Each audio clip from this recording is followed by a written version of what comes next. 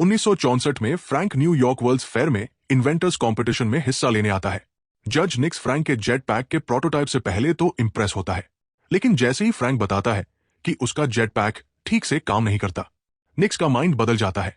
निक्स की assistant Athena को Frank अच्छा लगता है, लेकिन फिर भी निक्स फ्रैंक को कॉन्टेस्ट में तब तक हिस्सा नहीं लेने देता जब तक उसका जेट पैक काम ना करे। फ्रैंक बहुत दुखी होकर वहां से चला जाता है। उसे अपने पापा की वो सारी बातें याद आती है जहां वो कहते थे कि फ्रैंक बस अपना टाइम वेस्ट कर रहा है। अचानक अथीना फ्रैंक के पास आती है। वो उसे एक पिन देती है जिस पर एक ब्लू रंग का टी बना होता है और कहती है कि हमें फॉलो करे। निक्स और उसका ग्रुप एक पॉपुलर अट्रैक्शन पर जा रहा होता है और वहां लाइन बहुत लंबी होती है। फ्रैंक साइड से स्नीक करके एक खाली बोट में बैठ जाता है। राइड के बीच में एक लेजर फ्रैंक के पिन को डिटेक्ट करता है और एक ट्रैप डोर खुलता है जिससे बोट एक डार्क कॉरिडोर में चली जाती है। एक फ्यूचरिस्टिक दिखने वाली वैगन आती है और फ्रैंक उसमें एंटर करता है, लेकिन जैसे ही वो अंदर जाता है, मेटल ब्लाइंड्स सारे डोर्स और विंडोज को बंद कर देते हैं और वैगन जोर जोर से हिलने लगती है। फ्रैंक गिर जाता है और तभी तक नहीं उठ पाता जब तक वो वैगन रुकती नहीं। जब डोर्स खुलते हैं तो फ्रैंक एक प्लेटफॉर्म पर होता है जहां बहुत धुंध होती है। उसे एक फ्लाइंग कार दिखती है जिसमें अथीना और निक्स होते हैं। फ्रैंक उन्हें फॉलो करने की कोशिश करता है, लेकिन कुछ जायंट रोबोट्स उसे रोकने आ जाते हैं। फ्रैंक प्लेटफॉर्म के चारों ओर भागता है और रोबोटिक आर्म से बचने की कोशिश करता है। उसी दौरान वो नीचे वाले प्लेटफॉर्म पर गिर जाता है, जिससे उसका जेट पैक टूट जाता है। एक फ्रेंडली रोबोट आता है, जेट पैक उठाता है और उसे ठीक करके वापस फ्रैंक को दे देता है। तभी बहुत सारे गार्ड्स फ्रैंक को पकड़ने आते हैं। फ्रैंक फिर से गिर जाता है, लेकिन इस बार उसके पास उसका जेट पैक होता है। वो उसे पहनता है और एक्टिवेट करता है और आखिरकार उड़ने में कामयाब होता है। रोबोट की रिपेयर की वजह से उसका जेट पैक काम करता है। फ्रैंक फॉग के बीच उड़ता है और देखता है कि वो टुमारोलैंड में है, एक फ्यूचरिस्टिक सिटी जहां दुनिया के सबसे ब्राइट माइंड्स रहते हैं। अथीना को देखकर फ्रैंक उसके पास लैंड करता है और निक्स को दिखाता है कि अब उसका जेट पैक ठीक से काम करता है। निक्स इग्नोर करता है, लेकिन अथीना फ्रैंक का हाथ पकड़कर उसे दिखाती है कि अब से उसकी लाइफ कैसी होगी। सालों बाद 2015 में एक टीनेज लड़की केसी फ्लोरिडा में नासा के लॉन्च साइट में चुपके से घुस जाती है। वो सारी मशीनों को खराब करना चाहती है क्योंकि नासा इंजीनियर उसके पापा एडी की जॉब खतरे में होती है। अथीना दूर से ये सब देख रही होती है। केसी जब घर लौटती है तो अथीना एक छोटा स्कैनर लेकर उसके बाइक हेलमेट से डीएनए लेती है और उसे अपनी आखिरी टुमारोलैंड पिन में कोड कर देती है। अगली सुबह एडी को काम से कॉल आता है। उसे बताया जाता है कि खराब हुआ है। केसी सोचती है कि उसने अपने पापा की जॉब बचा ली, लेकिन एडी बताता है कि वो लोग रिप्लेसमेंट क्रेन्स लाएंगे और केसी को अब ये सब बंद करना चाहिए। लेकिन केसी कहती है कि होप बनाए रखना सबसे जरूरी है। शाम को केसी फिर से डेमोलिशन खराब करने जाती है, लेकिन इस बार पुलिस पहले से रेडी होती है और वो पकड़ी जाती है। कुछ घंटे बाद कोई उसकी बेल भर देता है। वो अपनी चीजें लेकर वापस जाने लगती है। वही उसे वो पिन मिलती है। जैसे ही वो उसे छूती है, वो एक अलग दुनिया देखती है। पिन गिर जाती है, लेकिन जब वो फिर से उसे छूती है तो वही दुनिया दिखाई देती है। इस बार वो पिन को अच्छे से पकड़ती है और एक दूर शहर को देखती है। जैसे ही वो उस शहर की ओर चलने लगती है, पिन गिर जाती है और वो फिर से जेल में होती है, क्योंकि चलने के दौरान वो आसपास की चीजों से टकरा रही थी। मुसीबत से बचने के लिए केसी पिन को गम रैपर से उठाती है। तभी एडी आ जाता है उसे लेने के लिए। वो उससे उसकी हरकतों के लिए डांटता है। केसी उसे पिन छूने को कहती है और कहती है कि इससे सब कुछ क्लियर हो जाएगा, लेकिन जब एडी पिन को छूता है तो कुछ नहीं होता। केसी खुद उसे छूती है और दूसरी दुनिया में पहुंच जाती है। तब वो समझ जाती है कि ये पिन सिर्फ उसके लिए काम करती है। एडी केसी की बातें सुनकर थक जाता है और पिन उससे ले लेता है। घर पहुंचने के बाद केसी एडी के सो जाने का वेट करती है और पिन चुरा लेती है।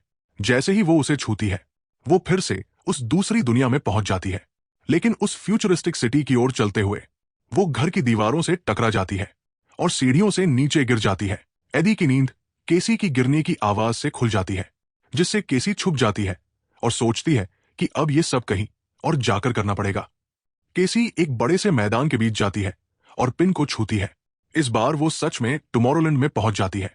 सिटी के अंदर और जाने के लिए जब वो ट्रेन पकड़ती है तो उसे पता चलता है कि उस पिन में एक टाइमर चल रहा है और कोई उसे देख नहीं सकता।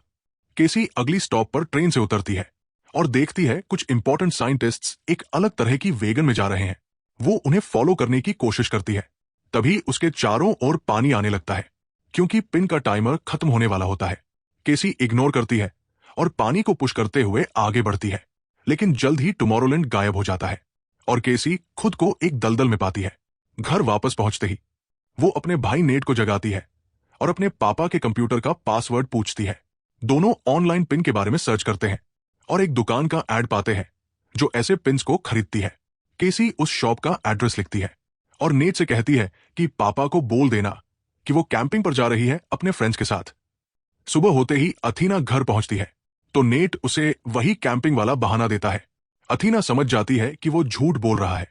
वो नेट पर थोड़ा प्रेशर डालती है और नेट आखिरकार सब सच बता देता है। दूसरी तरफ केसी उस एड वाली दुकान पहुंचती है। वहां के एक्सेंट्रिक क्लर्क्स पिन में काफी इंटरेस्टेड होते हैं। वो कंफर्म करते हैं कि केसी ने जो देखा वो सब रियल था।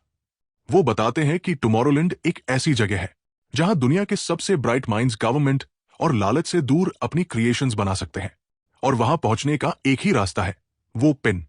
क्लर्क्स पिन को खरीदना चाहते हैं और जानना चाहते हैं कि केसी को वो कहां से मिला। लेकिन जब केसी मना कर देती है तो वो एक बटन दबाकर दुकान का दरवाजा लॉक कर देते हैं और फ्यूचरिस्टिक प्लाज्मा वेपन्स दिखाते हैं। केसी सामान के बीच छुपने की कोशिश करती है, लेकिन क्लर्क्स उसे ढूंढ लेते हैं और उससे किसी लड़की के बारे में पूछने लगते हैं। अचानक एक ग्रेनेड खिड़की तोड़कर आता है और क्लर्क्स को एक फोर्स फील्ड में फ्रीज कर देता है। अथीना हथियार के साथ दुकान में एंटर करती है और बताती है कि ये एक टाइम बॉम्ब है जो ज्यादा देर तक नहीं चलेगा। फिर वो केसी को फील्ड से बाहर निकालने में मदद करती है, लेकिन जैसे ही वो ऐसा करती है बॉम्ब बंद हो जाता है और क्लर्क्स फिर से मूव करने लगते हैं। अब वो दोनों अटैक करते हैं। अथीना उनसे हैंड टू हैंड फाइट करती है। केसी भी उस पर सामान फेंक कर हेल्प करती है। अथीना जब उनमें से एक का सिर निकालती है तो केसी शॉक हो जाती है क्योंकि दोनों क्लर्क्स एनिमेट्रॉनिक्स होते हैं। अथीना अनाउंस करती है कि ये एनिमेट्रॉनिक्स अब सेल्फ डिस्ट्रक्ट करने वाले हैं और वो केसी को खींचकर दुकान से बाहर ले जाती है, बिल्कुल टाइम पर एक्सप्लोजन से बचने के लिए। फिर अथीना एक कार का शीशा तोड़कर दरवाजा खोलती है, केसी को अंदर धकेलती है और एक खास टूल से कार स्टार्ट करती है। वो कहती है कि उन्हें जल्दी भागना होगा इससे पहले कि वो लोग उन्हें पकड़ ले। रास्ते में केसी सवाल पूछना शुरू करती है। अथीना बताती है कि वही है जिसने उसे वो पिन दिया था, लेकिन उससे पहले कि वो और कुछ बताए अथीना अचानक मैलफंक्शन करने लगती है और केसी डर के मारे देखती है कि अथीना खुद को ठीक कर रही है क्योंकि वो भी एक एनिमेट्रॉनिक है। डरी हुई केसी कार से कूद जाती है। अथीना उसे फॉलो करती है, लेकिन जैसे ही वो रोड पर आती है एक ट्रक उसे टक्कर मार देता है।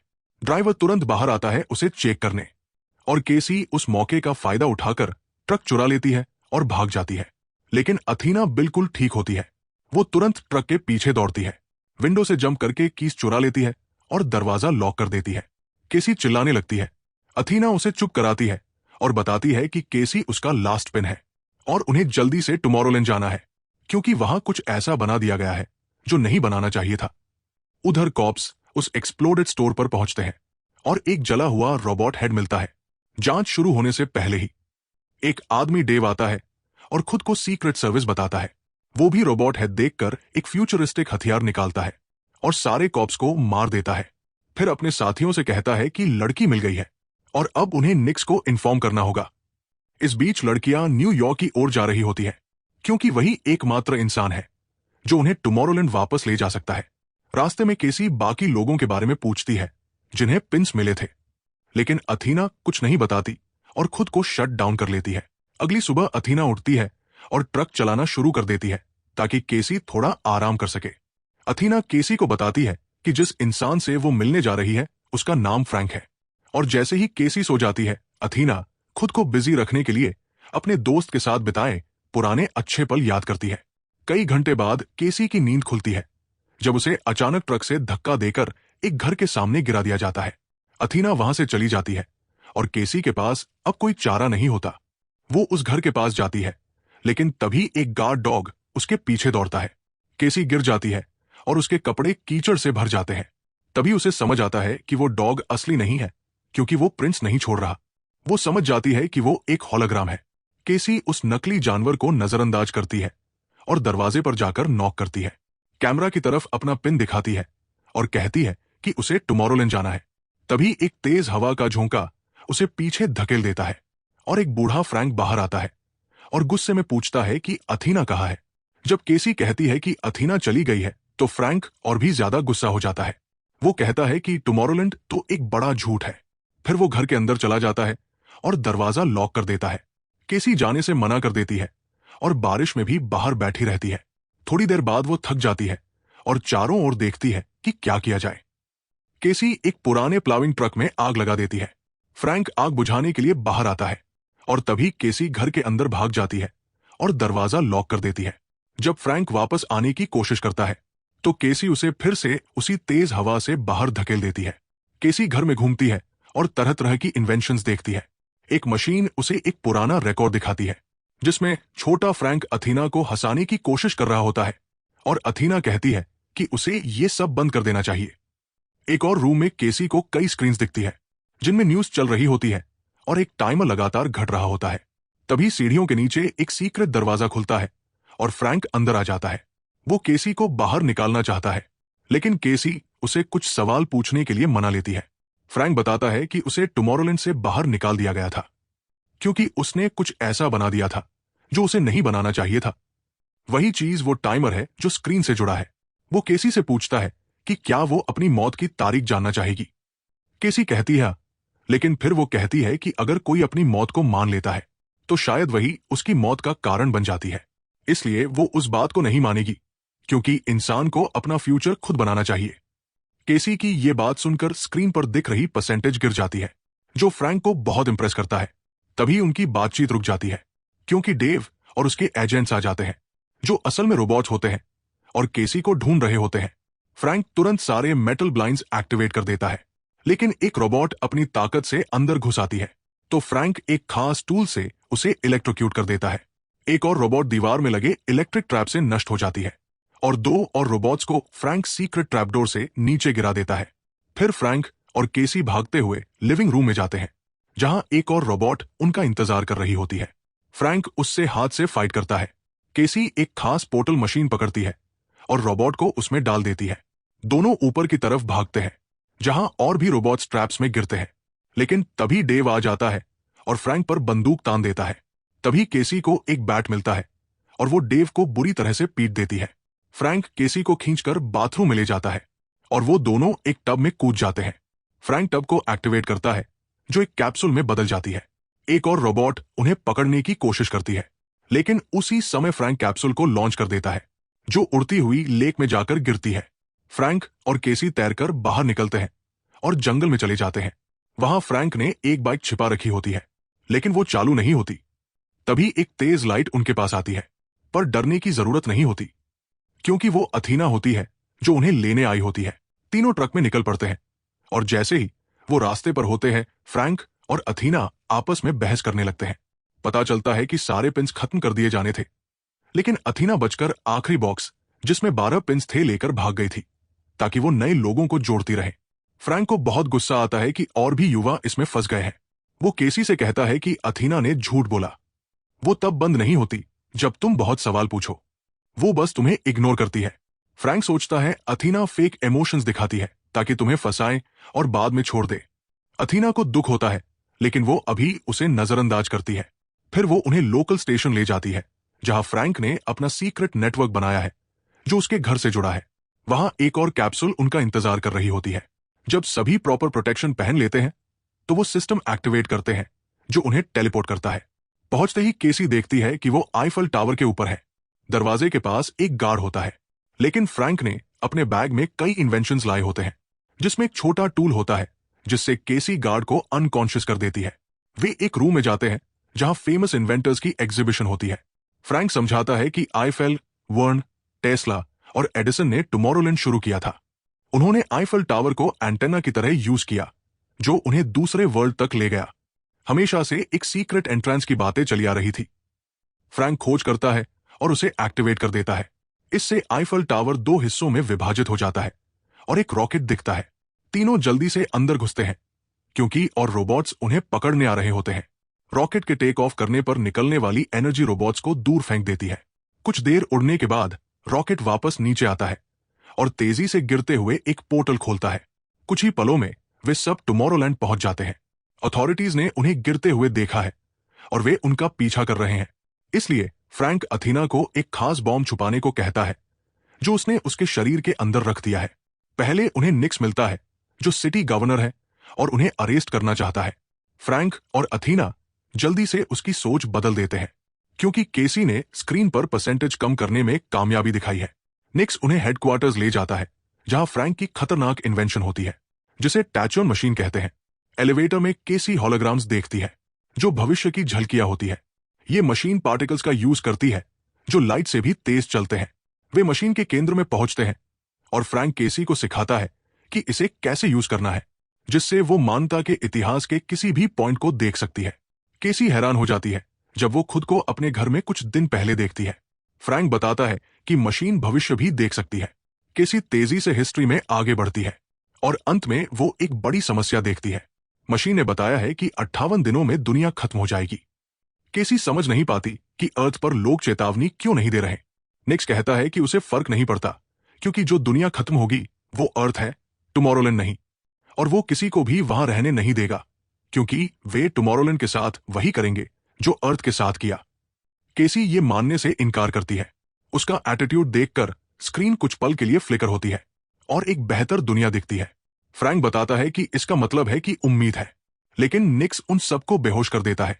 कुछ देर बाद फ्रैंक जागता है और अथीना बताती है कि उन्हें फिर से टुमारोलैंड से बाहर निकाल दिया जाएगा। केसी उदास होती है क्योंकि उसे लगता है कि यह सब बेकार था। फ्रैंक उसे आराम देने की कोशिश करता है, लेकिन केसी गुस्से में उन्हें झूठा कहती है। फिर अचानक उसे एहसास होता है कि फ्रैंक मशीन का सिग्नल चोरी कर रहा था ताकि वो उसे अपने घर पर देख सके। सिग्नल अर्थ के आसपास तैर रहा है और लोगों के दिमाग में डर की सोचें भेज रहा है। ये एक सेल्फ फुलफिलिंग प्रोफेसी है, लेकिन अगर केसी अपनी ऑप्टिमिज्म से इसे बदल सकती है तो इसका मतलब है कि मशीन को बंद करने से लोग फिर से रोशनी देख पाएंगे। गार्ड्स आते हैं और तीनों को पकड़कर पोर्टल के जरिए टुमारोलैंड से बाहर निकालने को कहते हैं। केसी निक्स को अपनी खोज बताने की कोशिश करती है और मशीन को बंद करने को कहती है, लेकिन निक्स कहता है कि मशीन का कोई ऑफ बटन नहीं है। उसका काम एटीट्यूड फ्रैंक को सच समझाता है कि निक्स जानबूझकर लोगों के दिमाग में ये आइडिया डाल रहा है। निक्स बताता है कि पहले जब उसने सरकार को आने वाले खतरे के बारे में बताया था तो उसे इग्नोर कर दिया गया, इसलिए उसने सीधे लोगों के दिमाग में ये आइडिया भेजा ताकि वो अपने तरीके बदलें। लेकिन ह्यूमैनिटी ने बेटर फ्यूचर के लिए काम करने की बजाय दुनिया के खत्म होने को तय समझ लिया। निक्स की राय में ये मशीन की गलती नहीं है, ये सब मानवता ने खुद अपने ऊपर लाया है। फ्रैंक ऐसा मानने का नाटक करता है और निक्स से हाथ मिलाता है, पर असल में वो उसका ब्रेसलेट छूकर फिर से मशीन प्लेटफॉर्म चालू कर देता है। अथीना और केसी गार्ड्स को बेहोश कर देते हैं, जबकि फ्रैंक निक्स से लड़ता है। निक्स 2 रोबोट्स एक्टिवेट करता है जो लड़कियों के पीछे जाते हैं।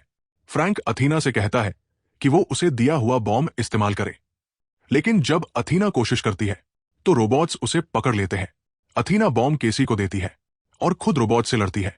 केसी प्लेटफॉर्म की तरफ भागती है जो बहुत तेजी से हिलने लगता है क्योंकि फ्रैंक और निक्स ब्रेसलेट को लेकर पोर्टल के दूसरे तरफ लड़ रहे हैं।